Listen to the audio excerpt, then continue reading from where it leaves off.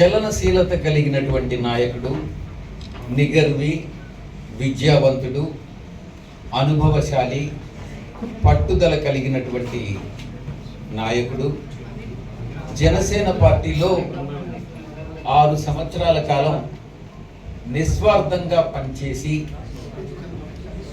ఆయన అనుభవాన్ని సంపాదించుకొని ఆ రంగరించినటువంటి అనుభవంతో ఈరోజు వైఎస్ఆర్ కాంగ్రెస్ పార్టీలోకి రావడం, ఆయనకి పార్టీలో సముచితమైనటువంటి స్థానం, ప్రభుత్వంలో సముచితమైనటువంటి స్థానం కల్పిస్తానన్నటువంటి హామీ స్వయంగా ముఖ్యమంత్రి గారు ఇచ్చినటువంటి, గౌరవ ముఖ్యమంత్రి గారు ఇచ్చినటువంటి నేపథ్యంలో ఈ పరిణామం అంతా కూడా చాలా శుభ పరిణామంగా మేము భావిస్తూ ఉన్నాం.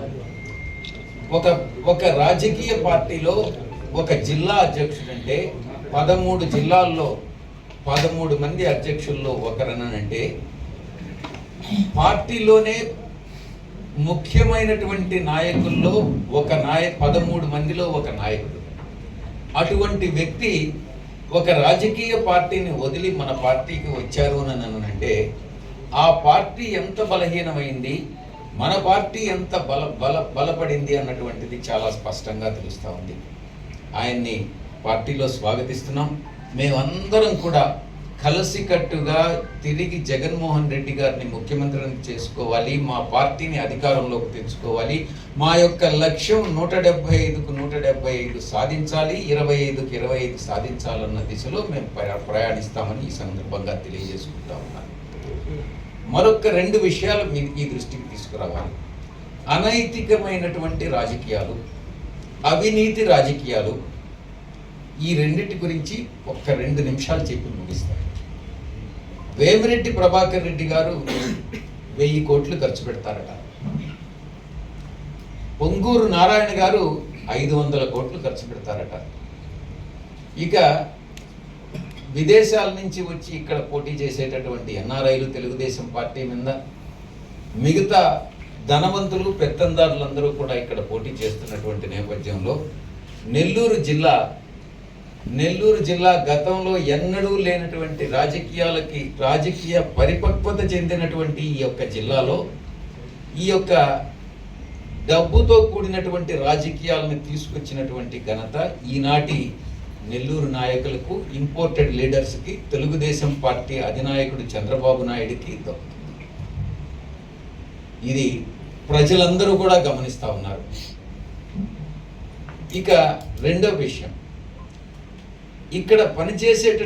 ఇక్కడ ఈరోజు పోటీ చేసేటటువంటి వేమిరెడ్డి ప్రభాకర్ రెడ్డి గారు కానీ, ఆనం రామనారాయణ రెడ్డి గారు కానీ, కోటంరెడ్డి శ్రీధర్ రెడ్డి గారు కానీ, మిగతా చాలామంది, కృష్ణారెడ్డి కానీ, ప్రశాంత్ రెడ్డి కానీ, సురేష్ కానీ, వీళ్ళందరూ కూడా ఇంపోర్టెడ్ లీడర్సే. ఎవ్వరూ కూడా మొట్టమొదటి నుంచి తెలుగుదేశం పార్టీలో ఉన్నటువంటి నాయకులు కాదు అన్నటువంటి విషయాన్ని గమనించాలి. ఇక రెండో విషయం, నిన్న మొత్తం ఒక 40 మంది వాలంటీర్ల చేత రిజైన్ చేయించి, రాజీనామా చేయించి, వాళ్ళని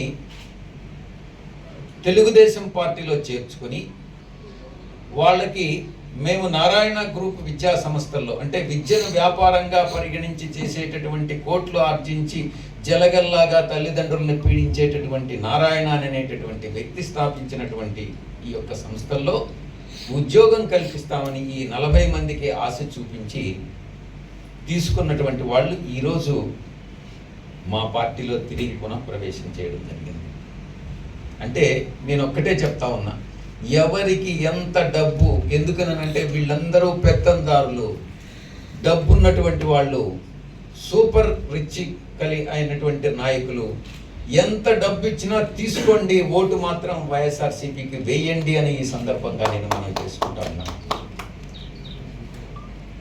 ఆ వాలంటీర్లందరూ ఈరోజు తిరిగి మా పార్టీలోకి వచ్చారు. అంటే వాళ్ళ మనసంతా కూడా వైఎస్ఆర్సీపీ మీదనే ఉంది. వారి నిజమైనటువంటి అభిమాన నాయకుడు వైఎస్ఆర్సీపీ అధినేత జగన్మోహన్ రెడ్డి గారే. కాబట్టి ఈ యొక్క పార్టీని పార్టీలో ఉన్నటువంటి వాళ్ళని ఎవ్వరూ కదిలించలేరు, డబ్బుతో కొనలేరు అన్నటువంటి విషయాన్ని నేను స్పష్టంగా చెప్తా ఉన్నా. ఆఖరి అంశం, నారాయణ గారు, వేమిరెడ్డి ప్రభాకర్ రెడ్డి గారు, చంద్రబాబు నాయుడు గారు, మిమ్మల్ని ఒక ప్రశ్నిస్తున్నా. మీరు బీజేపీ మతతత్వ పార్టీ అయినటువంటి బీజేపీతో జతగట్టారు. మేము ఏ రోజు ఏ పార్టీతో కూడా పొత్తు పెట్టుకోలే, పొత్తు పెట్టుకోము కూడానని మేము గతంలో చెప్పాం, ఇప్పుడు చెప్తున్నాం, భవిష్యత్తులో కూడా ఏ పార్టీతో పొత్తు పెట్టుకోము. రాష్ట్ర ప్రభుత్వ ప్రయోజనాల కోసం కేంద్ర ప్రభుత్వాన్ని బలపరిచామే కానీ మేము మైనారిటీస్ యొక్క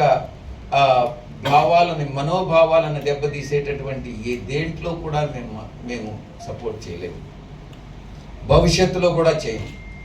చంద్రబాబు నాయుడు, మీరు ఒక్క ప్రశ్నకి జవాబు చెప్పండి. రాబోయేటటువంటి కాలంలో కేంద్ర ప్రభుత్వం బీజేపీ అధికారంలోకి వచ్చిన తర్వాత మీరు బీజేపీలో భాగస్వాములైంది కాబట్టి యూనిఫామ్ సివిల్ కోడ్ను తీసుకురాబోతున్నారు. మీరు బీజేపీ భాగస్వామిగా ముస్లిం సోదరుల మనోభావాల్ని, క్రిస్టియన్ సోదరుల మనోభావాల్ని దెబ్బతీసేటటువంటి యూనిఫామ్ సివిల్ కోడ్ను సపోర్ట్ చేస్తారా లేదా అన్నటువంటిది ఇప్పుడే చెప్పండి. ఎన్నికలకు ముందే మీ చిత్తశుద్ధి అన్నటువంటిది ఇప్పుడే తేలుతుంది. మీరు జవాబు చెప్పలేనట్లయితే మీ దగ్గర జవాబు ఉండి కూడా ఎందుకనంటే బీజేపీకి మీరు సపోర్ట్ చేస్తారు, ముస్లిం మనోభావాలకు వ్యతిరేకంగా, క్రిస్టియన్ సోదరుల మనోభావాలకు వ్యతిరేకంగా మీరు ఓటేస్తారు. ఇది మీకు న్యాయమా? ఇక్కడ ఉన్నటువంటి ఇండియన్ సెక్యులర్ గవర్నమెంట్, సెక్యులర్ ప్రభుత్వంలో, రాజ్యాంగంలో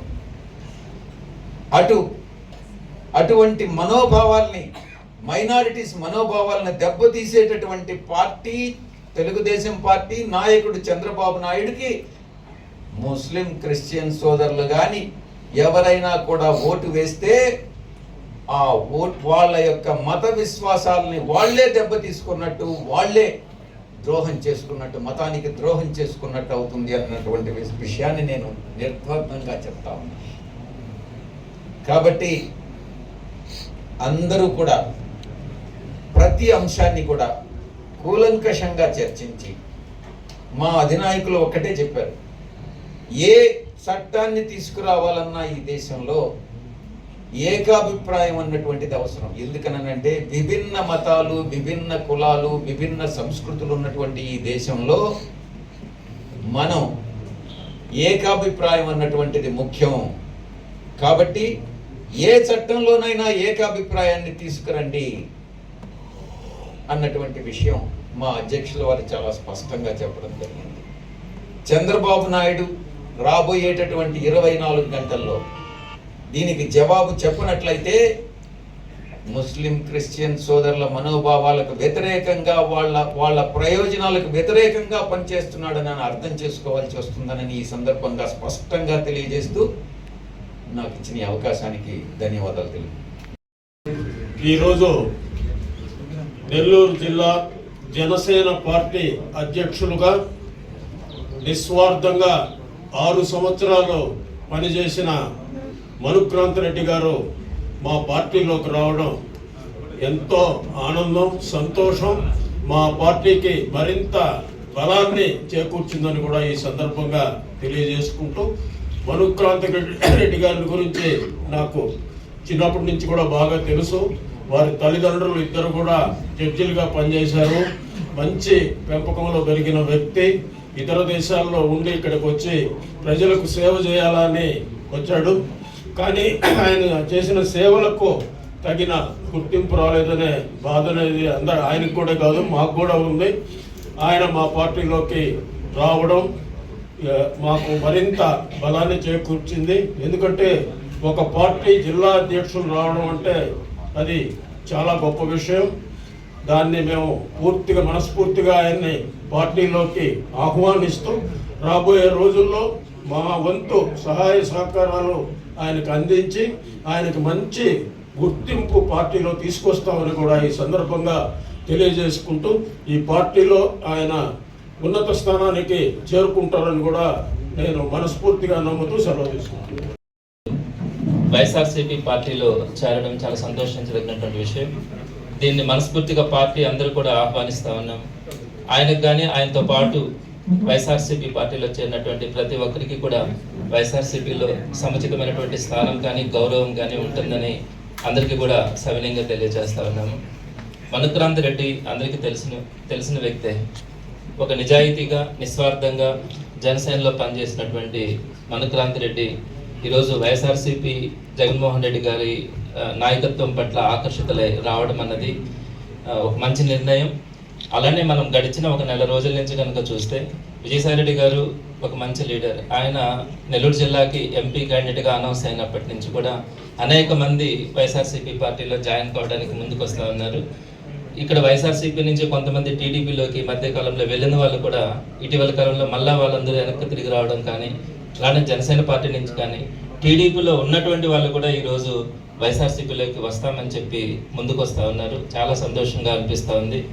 ఇందాక మనుక్రాంత్ రెడ్డి గారు కూడా చెప్పారు, 1.5 నెలల నుంచి అయితే గతంలో వచ్చినటువంటి 151 సీట్లకు మించి ఈ వైఎస్ఆర్సీపీకి వస్తాయనే నమ్మకం ప్రతి సామాన్యుడిలో కూడా కలిగింది.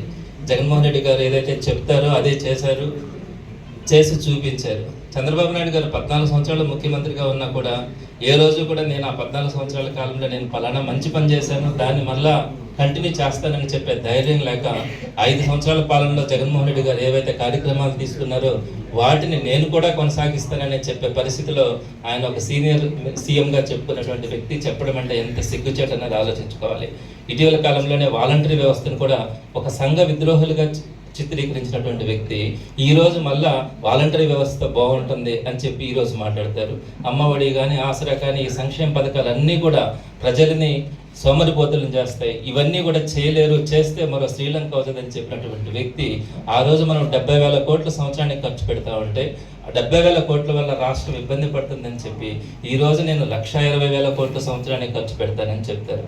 ఎవరైనా ఒక్కరైనా నమ్ముతారా? ఆ రోజు ఇంటికి ఒక ఉద్యోగం అని చెప్పారు, డ్వాక్రా రుణాలు మాఫీ అన్నారు, వ్యవసాయ రుణాలు మాఫీ అన్నారు, అనేకమైనటువంటి అబద్ధాలు చెప్పి 2014లో ముఖ్యమంత్రి అయిన తర్వాత ఏ ఒక్కటి కూడా నెరవేర్చినటువంటి వ్యక్తి ఈ రోజు చక్కగా ఏదైతే చెప్పారో వాటన్నింటినీ కూడా నెరవేర్చినటువంటి ఒక గొప్ప నాయకుడు జగన్మోహన్ రెడ్డి గారు. ఆ పథకాలను నేను కొనసాగిస్తానని చెప్తే మీ మాటను నమ్మడానికి రాష్ట్రంలో ఏ ఒక్కరు కూడా సిద్ధంగా లేరు అన్నది మీకు అర్థమైంది, నాయకులందరికీ ప్రజలకి అర్థమైంది. అందుకే ఈరోజు పెద్ద ఎత్తున వైఎస్ఆర్సీపీలో చేరికలు జరుగుతూ ఉన్నాయి. మరొకసారి 151 సీట్లు దాటి 175/175 దిశగా వైఎస్ఆర్సీపీ ముందుకెళ్తా ఉంది.